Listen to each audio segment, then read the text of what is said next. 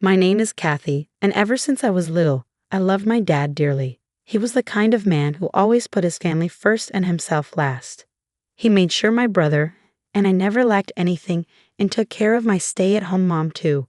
He would hand over his entire paycheck to her, never complaining even when he didn't have a dime to his name. Thanks to my dad, my brother and I lived fulfilling lives. I thought our family of 4 would continue to live this way forever. But life can be so cruel. Suddenly, I lost my dad, the man I loved so much. It was just when I was in my senior year of high school and my brother was in 8th grade. That day, like any other, Dad left for work as usual, but then he suddenly collapsed at his workplace and was rushed to the hospital. By the time my brother and I got to the hospital, Dad was already gone. Mom arrived an hour later. My brother and I were sobbing uncontrollably, but Mom was strangely calm. She was shocked by Dad's sudden death, sure, but she shed no tears. "Mom, what are we gonna do now? Dad's gone," I asked her. Mom was a stay-at-home wife, which meant she had no income. Without Dad, how could our family survive? But Mom didn't answer my question. "Mom, are you listening? Dad's dead." Then Mom let out a big sigh and bluntly said, "What's done is done. Can you stop crying so loud? It's giving me a headache." Wait, what? What did she say? What's done is done about Dad's death? Sure, no one could have predicted or prevented such a thing. But to talk about Dad, who supported us all these years, like that was just too cruel. For the first time, I felt a surge of disgust towards my mom.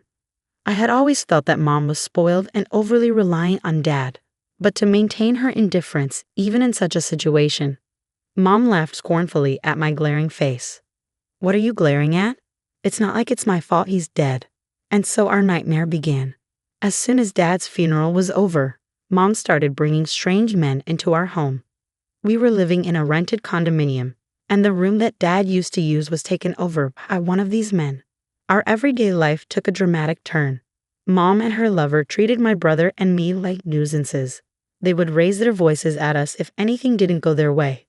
Mom just watched with a smirk, never scolding the man. The hellish situation went on for months, and my brother and I were at our breaking point. Mom had always managed all of Dad's salary, saving a portion of it in her own bank account while cutting down Dad's allowance. It seemed she was using that money to have fun with her lover. We couldn't take this life anymore. I had to change our situation for my brother's sake. With this in mind, I decided to look for a part-time job. I was ready to give up on college, planning to work immediately after high school. As I was contemplating all this, a man claiming to be a lawyer showed up one day. "This was commissioned by your father," he said. Before his passing, the lawyer then pulled out Dad's will. Mom appeared taken aback by the lawyer's sudden visit, unaware of the truth he was about to unveil. The lawyer clarified the situation to us. Your father had realized that something was wrong with his health early on, but he believed that if he didn't work, the family would be in a bind. So he wanted to leave something behind for a rainy day. As the lawyer unsealed our father's will, he explained it in layman's terms. Your father intended to divide his $20 million fortune by giving $10 million to your mom and $5 million each to you kids. Upon hearing this, Mom eagerly addressed the lawyer. "So when do I get the money?" "As soon as all the official proceedings are complete. The funds will be transferred shortly." Without skipping a beat, Mom prepared a pen and signed the necessary documents. The talk was complex for us kids, but we decided to accept our father's legacy gratefully. A few days later, my brother and I made the decision to leave the house. I started to consider what would be essential for us living on our own, and what the bare minimum actions would be. If we were leaving the house, we needed to find a new place to live, but would anyone be willing to rent a property to high school students? While pondering, I remembered that the parents of a middle school friend owned an apartment. The next day, I visited their house, promptly explained the situation, and asked, "Since we have our father's legacy and I plan to start a part-time job, could you introduce us to a good apartment?" In response, my friend's parents proposed, "Since we can't legally lease to high school students, how about we rent you a room in our apartment? You just need to pay the monthly rent." Yes, I'd be grateful. Thank you so much. My friend's parents were worried until the end, but when they perceived my strong determination, they finally encouraged me, saying, "You can count on us anytime you need help." That night, I brought up the matter to Mom. "Mom, Sam and I are planning to leave the house soon. "What are you planning to do?" she asked. "We're going to live together, just the two of us." I suppose our affairs didn't matter to Mom in the least. Without even looking at me, Mom dismissed us nonchalantly. "Well, do as you please. I couldn't care less what happens to you two. It'll actually be better without you two around, so you won't get in the way of my time with him." At that moment, my barely lingering affection for Mom crumbled completely. "Okay, I understand. Thanks for everything, Mom." With a heavy dose of sarcasm towards Mom, I left the house I had lived in for years. Starting to live with my brother turned out to be way more challenging than I imagined. Early morning paper routes, then school, and a part-time job at the supermarket after returning home. I didn't want to touch the money left by our father, so I tried to cover living expenses with my part-time wage as much as possible. At the supermarket, they gave me the boxed meals scheduled for disposal. That became our dinner. I knew my brother, being a middle schooler, would want some fun, so I gave him a modest monthly allowance. "Here you go, Sam. This is your allowance for the month. But you hardly spend anything on yourself," he said. "Don't worry about me. Having fun is an essential experience too, you know." Despite his reservations, I insisted on giving my brother his allowance. I felt guilty about the financial constraints he had to endure because of me, so I wanted to do at least the bare minimum for him. Our life continued like that for a while, and before we knew it, it was fall. The buzz among my classmates was all about where they were going to college. To me, those conversations felt like such a luxury, I couldn't think of anything else. But my thoughts were consumed with where I would work after graduation and how I would help my brother get to college. One day, I happened to have the day off from my part-time job. My brother and I were enjoying a leisurely lunch at home when the apartment doorbell rang. Who could it be? When I opened the door, there was Mom. "Mom," I said, surprised. "Don't you dare call me that. Now, where is your banking card?" "A banking card?" Mom suddenly barged in, demanding the banking card, and I was totally lost. She ignored my confusion and shouted at me to hurry up and hand it over. "Wait a minute, why so sudden?" I tried to ask, but she wouldn't listen. She even went so far as to march straight into the house, rummaging through the rooms. "Hey Mom, stop it." My brother tried to stop her, but she just pushed him aside with a curt, "Shut up." I rushed to my brother's side, pleading with Mom to stop. Eventually, she found the banking card in a drawer. After checking the untouched balance in the account, she smirked. "Oh, there's quite a bit left. You're just like me, doing so well. How admirable."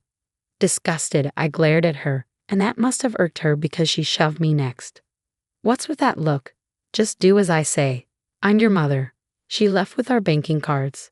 I felt so helpless and sank to the floor. Why, after all the hard work to get this far, does she have to ruin everything again? The peaceful life my brother and I had finally managed to grab. I worked so hard without even touching our father's inheritance, all for my brother's future. "Sis," my brother comforted me as I cried. I felt pathetic for not being able to protect my only brother. Just then, I remembered something, the one letter that the lawyer had given me when he visited a while back. He asked me to give it to you without letting Mom know. "Open this only if you're in trouble," he had said. The lawyer, seemingly aware of the situation with Mom, had discreetly handed me an envelope. Life with my brother had started right after, and in all the bustle, I completely forgot about it. I opened the letter from my deceased father and read its contents. It was an address. It was somewhere far away from where we lived, an area completely unknown to us. However, I figured there must be a reason my father left it. I decided to go to that place with my brother. We got on a plane, and then we took a taxi from the airport. What awaited us was a house with a grand gate, something you'd only see in movies or TV shows. "What is this gigantic house?" My brother seemed overwhelmed by the sheer size of the house. As we stood there, a burly man came out from inside. "Oh my, you've come." We found a letter from our father. Your address was in it," I explained. The man began to speak to someone on the phone. After a brief moment, the man changed his demeanor and said, "Please come in," inviting us into the mansion. In the great room to which we were guided, an elderly woman was sitting alone. Upon seeing us, she greeted us. "Kathy and Sam, right? Nice to meet you. I'm your grandmother." Grandmother. We were shocked and couldn't help but exclaim loudly. We had never heard any stories about our father's family, nor did we even know we had a grandmother. Not just that, But who would have thought that our father's childhood home would be such an impressive estate? Since you've come, does that mean my son has passed away? Her son, that is, our father. I gave a small nod to her. Grandmother, interrupting me, grandmother took out a large bag and handed it to me. This is something your father left with me. He said if they ever come to visit, give this to them. When I opened the bag, it was packed with countless bundles of bills, the likes of which I'd never seen before. Ignoring our surprise, grandmother began to explain. We had a falling out a long time ago, and for a while, we didn't talk at all. But about a year and a half ago, he suddenly showed up and left this bag. According to her, her father's family, in other words, our grandmother, was part of a long-established gang. Our father had refused to take over the family business and had cut ties with his grandmother after a big fight. When we heard it was a gang, it all made sense. That grand entrance. Of course, it was a surprise to learn that our father's family was involved in a gang. This turn of events was just as astonishing. Perhaps our father knew about Mom's cheating habits. Even when it came to the inheritance, there is a limit to what we, as minors, could do. The allocation of the money was likely just for formality's sake. What our father really wanted to leave us was that letter with grandmother's address on it. Our father had been planning this in case anything happened to us. I was moved to tears by our father's kindness. I took the time to explain everything, how he had been treated poorly by Mom and her lover, and how Mom had taken our father's inheritance. After hearing everything, grandmother told us, "You don't need to give up on life because of your mother. I'll get that money back for you. You two need to live your lives with gratitude." We took the bag of money our father left us and returned to our apartment. With this money, I could let my brother go to college as much as he wanted. In addition, our grandmother even promised to pay for my college tuition. Thanks to our father and grandmother, my once abandoned hope of attending college was fulfilled.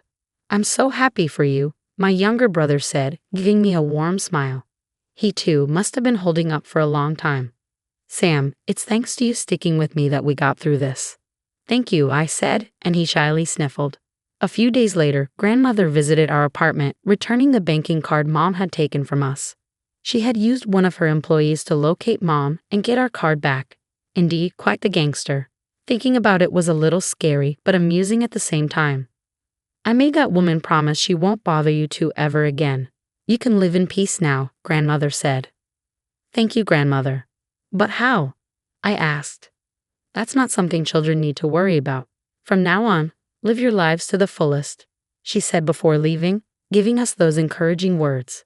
There's a postscript to the story. Mom's lover. Actually, he was after Mom's money. When grandmother took back the bank card, he promptly dumped Mom. Having exhausted our father's inheritance, Mom is now desperately searching for a job. A woman who has been a housewife all her life from now on will undoubtedly be challenging. However, thanks to my grandmother, peace returned to our lives. I passed the entrance exams for my first choice university and am still working part-time, trying to avoid using our father's money as much as possible. I later entered the workforce and my brother started college. Now that we've reached this point, we're safe. Childhood was long and tough, but there were kind adults watching over us.